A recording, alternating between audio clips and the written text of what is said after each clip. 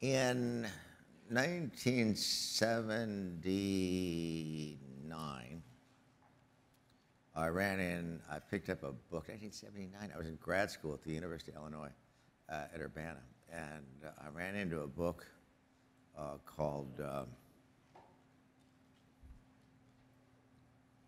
it was an anthology published by the MIT Press, and about kind of the technology revolution. And it was an anthology of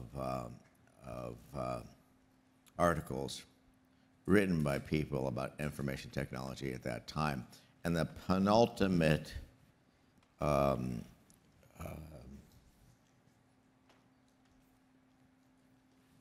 article in an anthology was entitled "The Coming Post-Industrial Society." And it was written by a socialist, Marxist economist from Harvard, Daniel Bell.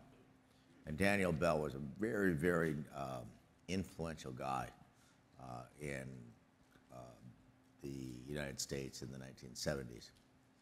And he suggested at that time that the 1973, let's think about this, okay? This would be before he published the book in 1973. This article was published in 1979. The Coming Post-Industrial Society. He coined this term, the information age, coined the term the post-industrial society. And he suggested in 1973, this would be, you know, before the internet, before the mini computer, before the cell phone, if you can imagine that. Okay, that the global economy was going to be restructured. And he went through the history of the structure of kind of the economics from kind of, you know, pre-agrarian kind of hunter-gatherer to agricultural societies to you know, kind of, then he went into, you know, the Industrial Revolution.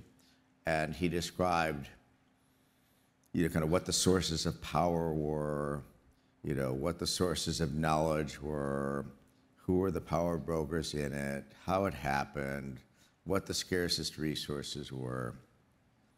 And he suggested that the global economy was about to be restructured. But let's think 1973, this is like the age of, you know, this is just post-Interstate Highway Act, you know, Detroit is king, you know, they were talking about Ford Mustangs and stuff. And I mean, that was the whole world, right? And he suggested that the structure of the economy was going to change from a goods-based society to an information-based society, and that the most powerful people would not be the people who had access to capital, various forms of capital, be it machinery or cash, but it would be the people who had the access to data and to knowledge. He invented this concept of the knowledge worker who would be preeminent. And he suggested that information technology, that the scarcest resource would be the timeliness and accuracy of information. Come on, this is 1973. This is like before the fax machine, okay? And he's coming up with this idea. He suggested this is going to change everything about the way that we live, everything about the way that we work, everything about the way that we entertain ourselves, everything about the way that we communicate, everything about the way that we recreate. And you know, I find that book very motivating, or the story very motivating, and sufficiently motivating. At this time, I had been spending a lot of time in the computer labs at the University of Illinois, programming on a CDC cyber machine, which was you know, a pretty large machine. It was not a virtual machine, you know, and this is where you would program, some of you have done this, you know, these decks of like, you know, 10,000 Hollerith cards. Then you'd take it into the guy, and you hand it to them, and they'd run the cards in the course of the night. You'd get a big stack of green paper in the morning, and you'd find you had a typo in the second card, and you had to start over. And but he suggested that the whole world was going to change, and I found that very motivating. And I thought, I would like to play that game. I'd like a seat at that table. And so then I remember talking to some professors at the University of Illinois into writing letters of recommendation for me to the College of Engineering and the School of Computer Science, for which I was completely unqualified, believe me. And at that time, it was a very, very highly ranked computer science program. But I wanted to learn the language of this game so I could have a seat at that table. And I've now had a seat at that table for the last 4 decades, right? And watch this whole thing played out, and he played out just exactly as he wrote it up. I mean, it is all happening, and it's happening in real time, and it has changed the way we recreate, and it's changed the way we communicate, and it's changed the nature of work, okay? It's changed the whole power structure of the world. So I went to work, as I mentioned before, in a little startup company with a young entrepreneur by the name of Larry Allison, pretty talented guy, and worked with him for about 10 years, and was involved in bringing this technology to market. As of 1993, we had made a lot of progress. I mean, we had largely, we being, the industry at large, had brought information and communication technology to a lot of business processes. We had largely, certainly, general office automation work, human resource systems, computer-aided manufacturing, ERP systems, accounting systems. And yet, as of 1993, the business processes of sales, marketing, and customer service remained largely untouched by information technology. And so sales, marketing, and customer service is a big chunk of a lot of companies' budgets. And, the state of the art was, notes on the back of business cards and kind of yellow stickies, and maybe they didn't have Excel spreadsheets. What were the spreadsheets that came out of Massachusetts called, Ray? I'm sorry, Lotus, even before Lotus, it was VisiCalc, right? And thank you. And you always need Constellation Research right nearby to be there with the facts.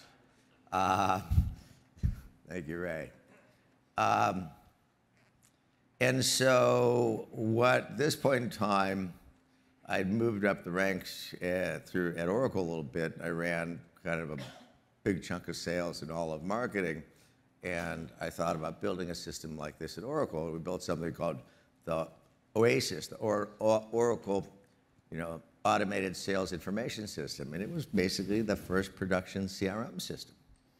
And it boosted our business in a big way. And then we were being visited by IBM, and we were visited by Business Land, and we were being visited by Rome. Okay, I know many of these companies don't exist anymore, but I remember the visits.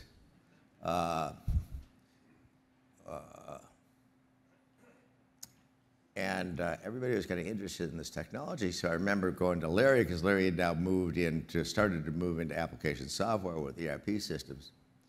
And I said, Larry, I think there's a market for this.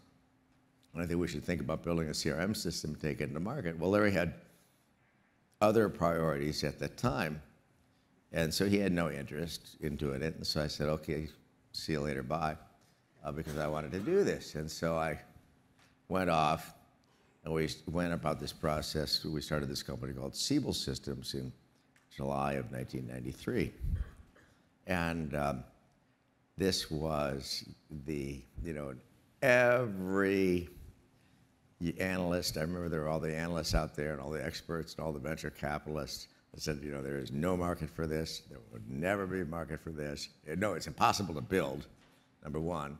And it was, the Gardner Group was really outspoken about this. It was possible to build, and even if you could build it, there'd be no market for it. And so we set about, the general idea was to take all this information that we had within organizations about accounts and contacts and prospects and, and account history and aggregate those data into a unified system of record. And at that time, the unified system of record of choice would have been a relational database system. And turned out to be a pretty good idea. And the idea was that you could use these database system of record, number one, when your sales person left, they didn't take all the account information with them. But you could do opportunity management, contact tracking, and activity tracking, and revenue forecasting. And Ed Abbo was involved with me in founding that company, and he ran engineering. And actually, a lot of people at C3 were involved in that company. And it turned out to be a pretty good idea. I mean, we started in 1993. By 2000, we were in about, I think, $2 billion in business. We had 8,500 employees in 29 countries.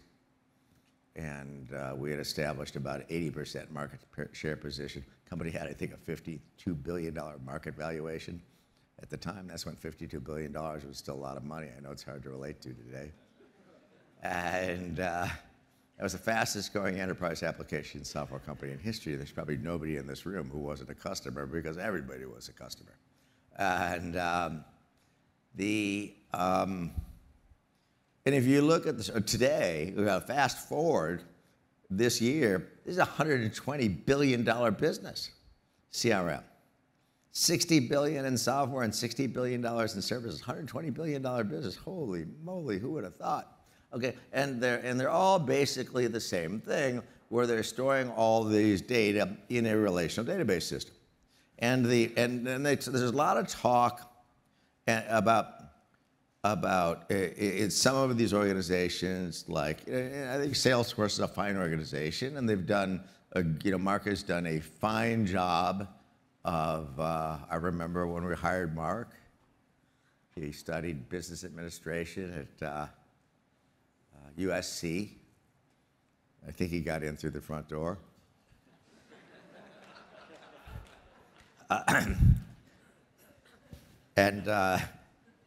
He built. Let's give credit where credit's due. The guy did build a great company. Okay, and there's a lot of idea now, and people are investing. In some cases, companies have. If you get to Disney, a Boeing, and they might have $500 million invested in these systems, and honestly, they're not seeing that much value coming back out of them. And so the big idea now is that we're going to apply AI to these systems. Well, the problem is the data in these systems are not very good, right? The data, they're all basically entered by our salespeople, and our salespeople just put in whatever they need to do to get the sales managers off their back, right? We all know this. And so the idea that there are not enough data here or enough ground truth to really do AI. And so we get into all these discussions about thunder and lightning, and I forget what the last one, Einstein, and they all kind of got canceled. And these ideas, people think they're going to do AI and make these systems predictive by doing predictive analytics on the data that are in the CRM system, where there's no point in doing that because there are not enough data there to do meaningful AI. And the use cases they talk about are insipid. Like next best step. Next best step is not an AI problem, guys. Okay? It just isn't. Okay? Interesting problem, kind of rules-based problem, but it's not an AI problem. So, I've given this a lot of thought. I've spent a lot of my life thinking about this problem. Okay? So let's take an industrial corporation, and let's take Boeing, for example. So Boeing used to make about $60 billion worth of commercial aircraft. I don't know what they do today, plus or minus something. And their customers look like who? Lufthansa, United Airlines, Southwest Airlines. Let's say that for Boeing, on top of their existing CRM system, what happens if we could add the data about the aerospace market? And for each of their customers, Southwest Airlines, Lufthansa, United, what have you, equity prices, NLP on analyst reports, NLP on annual reports, news, social media, GDP growth rates, travel policies, COVID rates, commodity prices, Jet A, what have you, everything there is about that market. And now we're adding, econometrics, equity prices, financial and economic trends, social and political trends. We're adding now, appending this system with orders of magnitude more data than are in the CRM system. Now, this gives us the opportunity, and so now we have a very, very rich network of information about whatever this industry might be. Maybe we're talking about precision ag or agriculture. Let's just stick to the aerospace metaphor. So this gives us the ability, now when we have this, the opportunity that is here, when we append the CRM system with all of these exogenous market data, we have the opportunity to make these CRM systems instantly predictive. So, I mean, if we're spending $120 billion this year on CRM, this has got to be a couple $1 trillion installed base, right? I mean, your guess is as good as mine, but Ray would know about it, but I won't put him on the spot. I'm not paying attention, Ray. Not supposed to be doing email right now. But this gives us the opportunity to do, really precise, AI-driven revenue forecasting. And perhaps more important than that, AI-driven product forecasting to tell us what we need to make to meet the demand function. And because if we don't have what we need to meet the demand function at the end of the period, there's no revenue, right? We didn't ship. Opportunity scoring, next best product, next best offer, that is an AI problem. Okay, think about, predictive relationship modeling. Customer churn prediction, that's a layup. Pricing optimization, okay. Customer satisfaction prediction, that's a layup. This now becomes easy, okay. Market optimization, market segmentation, targeting. And so that's the big idea. And so we've been working on this, and we've been working on this at C3 for 7 years. Okay, we have written and torn up 21 product specs this thick, okay, until we got it right. And so the idea is not to do a rip and replace on this, say, $2 trillion installed base, but sit on top of it, okay, and allow these companies to take advantage of these huge investments that they've made, okay, with Accenture and PwC and Deloitte and what have you, and integrate. So we sit on top of Dynamics, or sit on top of Salesforce, or sit on top of SAP, or the Siebel from Oracle, Viva. We combine that with all the data from the other, enterprise data that we have from Teams and ADP and SAP or Workday or whatever it might be. We bring in all this exogenous data about whatever the market may be, whether it's the oil and gas services business or the aerospace business or ag or what have you. And then we can make this CRM system kind of instantly predictive. Okay, and then we do this for financial services, and we do it for telco, and we do it for manufacturing, we do it for public sector, we do it utilities, and we do it in high tech. So this is what C3 AI CRM is all about. I am really excited about this. And so I'm going to take a minute, I'm going to show you this product. And I mean, we did rip up 21 specs after 7 years, over 7 years before we developed this product that we now have in market. And I think this is and again, we don't have to do a rip and replace. We don't have to redo all that work. We don't have to redo that integration. We can just layer this on top of Salesforce or Siebel or Oracle or SAP or ServiceNow or whatever it be.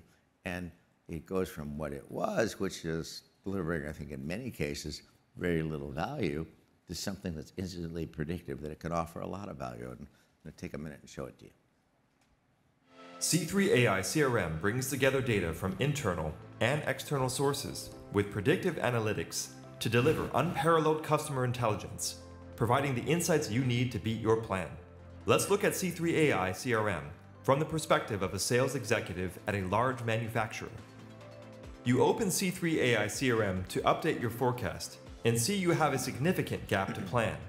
Your team is forecasting $900 million for the quarter, but as you review the C3 AI forecast, you see that your pipeline strength has decreased substantially over the weekend based on AI signals from your activities data, including email sentiment in meetings, pipeline data, including all insights from your CRM, news feeds, macroeconomic data, your service and supply chain data, and more.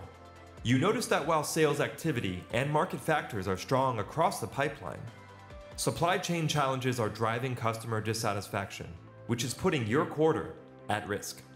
Digging in further, you see that the problem seems to be isolated to the glass division. Specifically, Lily Stevenson, one of your all-star sales reps, accounts for much of your gap to plan. She's committed a major deal for windshields with AV Trucking, one of our biggest automotive customers, but the powerful machine learning models in C3 AI CRM indicate only a 27% chance of the opportunity closing in time. A quick look at the underlying AI evidence reveals why. Backordered products are driving customer dissatisfaction, as evidenced by an uptick in negative email sentiment, and Lily doesn't have the executive connections at AV Trucking that she needs to effectively manage the account through this turbulent period. Diving into this insight, C3 AI Sales Vision reveals that Lily is primarily connected to junior stakeholders at AV Trucking. To help turn this deal around, C3 AI Sales Vision guides you to Rick Brown, the Chief Procurement Officer at AV Trucking, as a potential champion for Lily to engage. But C3 AI Sales Vision doesn't just help you determine who to engage, it also shows you how to engage. With C3 AI Sales Vision, you can see that the head of your marketing team, Zoe, has a strong relationship with Rick. Even better, C3 AI CRM makes it easy for you to act on this insight immediately, without toggling between multiple apps. You add Zoe as an opportunity team member from C3 AI CRM and send a note asking her to introduce Lily and Rick. C3 AI CRM syncs these changes back to your transactional CRM immediately, so you don't have to worry about keeping all of your systems up to date. In minutes, you have identified and unblocked a key deal that was at risk, given your best rep the leverage she needs to succeed, and ensured the long-term satisfaction of one of your most important accounts. In C3 AI CRM, revenue acceleration and improved sales productivity are only ever a few clicks away. In fact, they're even closer than that. C3 AI CRM is now mobile. With customers returning to the office, your team is ready to hit the road and reconnect face-to-face. And with an all-new mobile app, C3 AI CRM is with your team every step of the way. Now you can monitor your forecast, keep reps accountable, and accelerate opportunities in real time, on the move. With prescriptive, AI-powered insights from C3 AI CRM, you're armed with the intelligence you need to accurately forecast revenue, save at-risk deals, unlock the full potential of your salespeople, and beat your number quarter after quarter. So let's take a look at, this is the CRM, actually Salesforce forecast out of a $24 billion corporation, two divisions of a $24 billion corporation. And these guys use their Salesforce system basically as an order entry system. So their error is actually not that. Their forecast error in any given quarter is about 19%, which is about half of what most people's sales forecast that comes from these Salesforce, these CRM systems are like absolutely useless. This is actually not too bad, 19%, but they're using it as a order entry system. They're really not using it as a CRM system. It doesn't get into CRM until it's a done deal. But you see the blue line is what they actually closed every quarter. And so this is a syndrome that we're all pretty familiar with, you know, where you begin the quarter, you haven't had the sales meetings yet, and so you don't have any information from your sales organization. You get to have your conference calls, and you actually have no idea what the forecast is when you're trying to put together your plan for the business. Then they have all the sales meetings, okay, and the salespeople put in the CRM system whatever they need to do to get their sales managers off their back, and you see the line kind of spikes up, until the last week of the quarter, and then the sales forecast collapses, right? Anybody seen this picture before? This is we've all lived this nightmare, right? And so now we installed for this company in this industry, we took all of these exogenous data and built AI models, not only that worked in aggregate on the sales forecast, but on a deal-by-deal basis. And we reduced the forecast error to 3%. Hey, guys, I mean, that's a big deal, 3%. In terms of wasting resources or putting resources in the right place, this is a big, or being able to when you hold your conference call, have some idea what's going on so you're not flying blind when you're, giving analyst expectations for any of you who enjoy the pleasure of doing that every quarter. Okay. Hey, but I mean, this is huge. Okay. Then, so in this particular company, from all the data that we loaded about 1,100 features. We found about 144 of which were predictive for this model. Or there's other models, next best product, next best offer. Those would be different features, right? But this is for probability of closure. And of the 144 features that we selected, if you look at the 9 that have the heaviest weight, okay, in the machine learning model, 8 of them did not come from the CRM system. 8 of them are from exogenous data. I mean, the data in the CRM system are important, but kind of get your mind around this. So, next best product, next best offer. I mean, we can really look at a customer. We can identify at any point in time. We can build machine learning models that are going to do with very high levels of accuracy, predict what a customer is likely to buy in the next 6 months, so you can accelerate that business into the current quarter. For any of you who think about accelerating business into the quarter.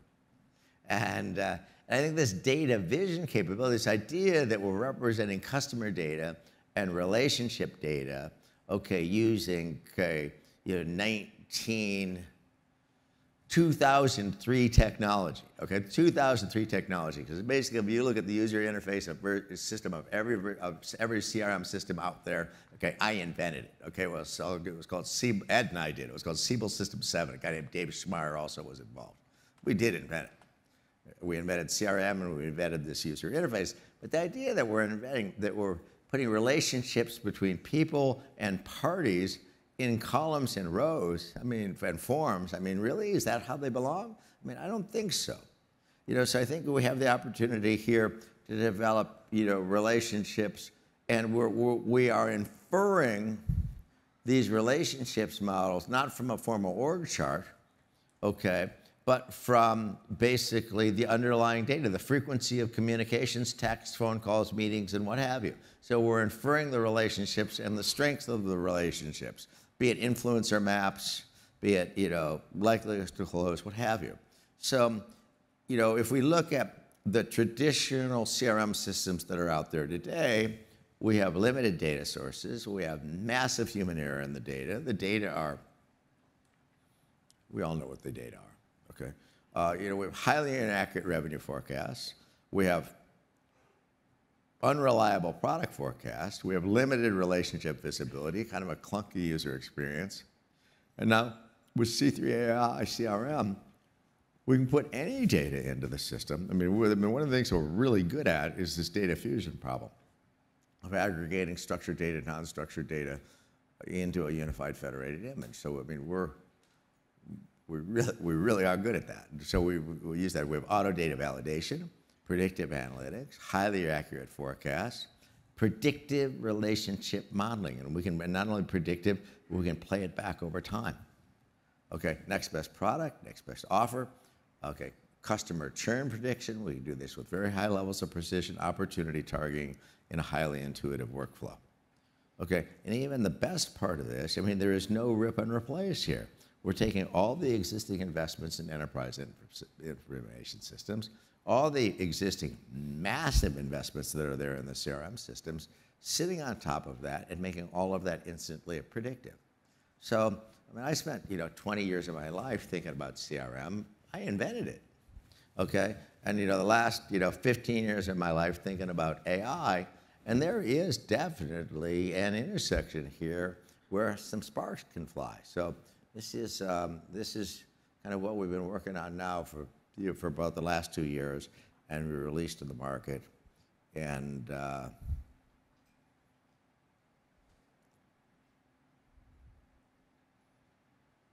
sorry to make you suffer for this, but that second glass of wine you had last night, I wanted to get my pound of flesh black because I had to tell you about it because it's something that I find personally exciting. And I know we're working with a number of you now to bring this live. And so if anybody wants to talk about it, let me know. Anyhow, this is what we're doing with C3 AI CRM, and thank you for the courtesy of entertaining the discussion.